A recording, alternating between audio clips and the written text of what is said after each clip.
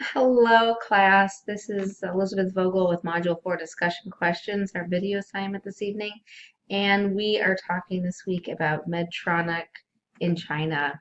So Medtronic has a global footprint. It's been around the globe and has been expanding in China, especially in central and western China, as recently as last year. I uploaded a photo here on the screen from their groundbreaking in 2017.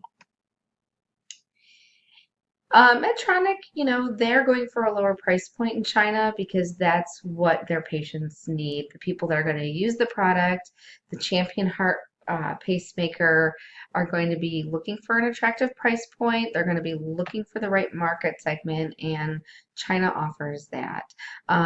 Interestingly, when you see it with point B here, there's huge opportunity. 1,000 per 1 million people use a pacemaker in the United States. It's only 20 people per million in China. And that was a statistic from 2009.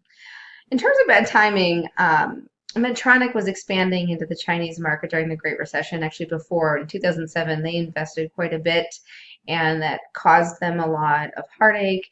And they also had some bad timing in terms of a product failure in 2008, a glitch with the Champion Heart pacemaker. In terms of economic access, it's a win-win for practitioners and patients. If you're a doctor, you want to be able to help your patient, and if they don't have the resources available, you're going to try to give them the best available product for the lowest price possible, and that's what Medtronic is doing in China. So their market, research and development, well, we know that R&D says there's a market there. There's a market segment for people who need pacemakers. Western and central China is filled with coal mines and all other sorts of manual labor, and there is a bloated market for the pacemaker. So you would assess exactly how and why the product is needed.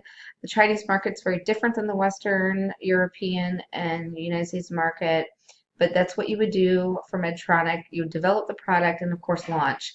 Launching would be the most difficult because every culture has its unique idiosyncrasies. And in China, you wouldn't want your product to go on the black market, get in the wrong hands, or be involved with a pay-to-play scheme. And Medtronic was dealing with that issue in China when it was launching its pacemakers.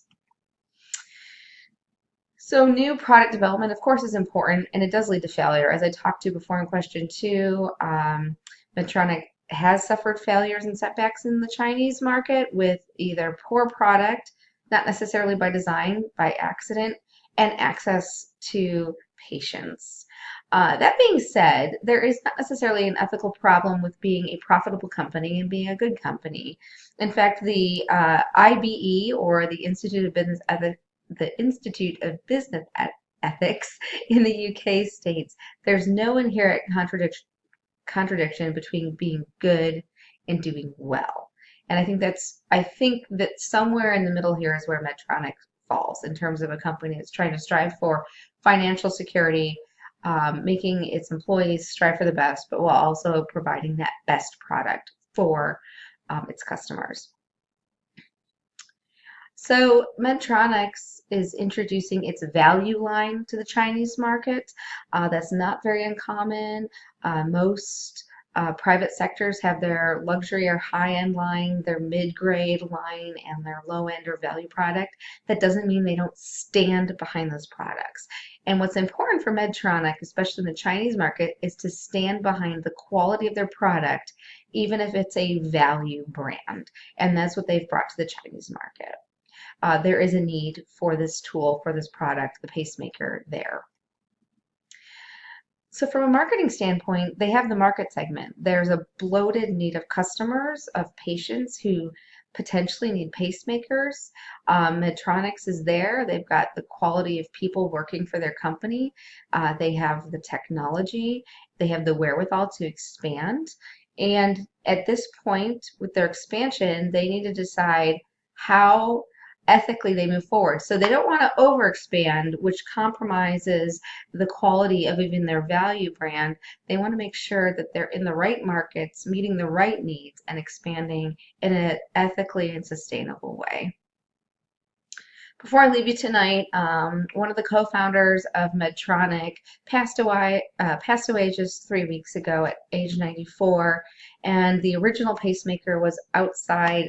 Oh, it would have been out here, outside the body, and I just thought it would be nice to pay tribute to him this evening. Earl Bakken, 94 years old, great life that he lived.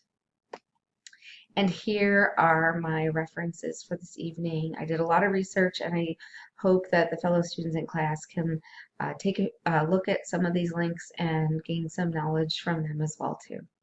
Thank you very much.